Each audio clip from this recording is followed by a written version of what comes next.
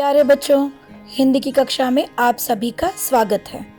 आज का हमारा निबंध है भूमंडलीय उष्णता, ग्लोबल वार्मिंग।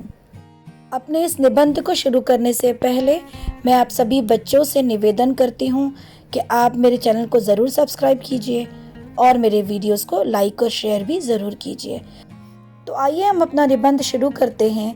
ग्लोबल वार्मिंग, भूमंडलीय उष्णता, जिसे अंग्रेजी में ग्लोबल वार्मिंग कहते हैं, आज धरती पर भयानक संकट है। भूमंडलीय उष्णता का अर्थ है पृथ्वी के तापमान में ग्रीन हाउस गैसों का बढ़ता प्रभाव, जिससे पृथ्वी का वातावरण दिनों दिन गर्माता जा रहा है। भूमंडलीय उष्णता अर्थात ग्लोबल वार्मिंग के पीछे जिस ग्रीन हाउस प्रभाव का विशेष योगदान है, सरल शब्दों में उसका अर्थ पृथ्वी के वायुमंडल में कुछ विशेष गैसों की मात्रा इतनी अधिक बढ़ जाना कि धरती से ऊष्मा गर्मी बाहर न निकल सके।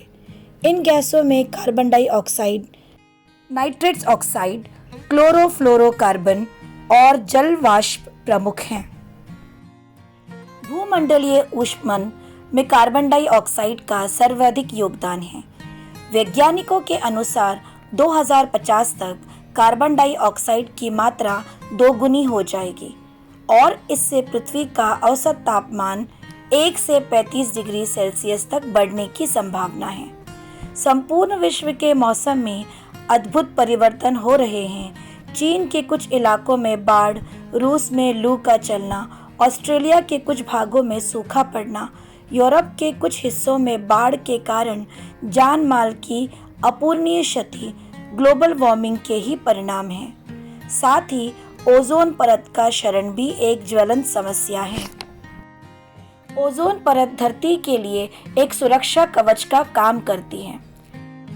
भूमंडलीय ऊष्मन से ग्लेशियरों का पिघलना शुरू हो चुका है और इससे अनेक वनस्पतियों और जीव जंतुओं का अस्तित्व संकटग्रस्त हो गया है।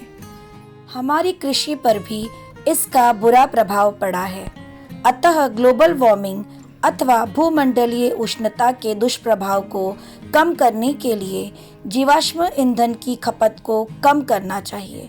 वनों की अंधाधुंध कटाई न करके वृक्षारोपण करना चाहिए तथा पवन एवं सौर ऊर्जा का अधिक उपयोग करना चाहिए ताकि वातावरण में कार्बन डाइऑक्साइड की मात्रा कम हो।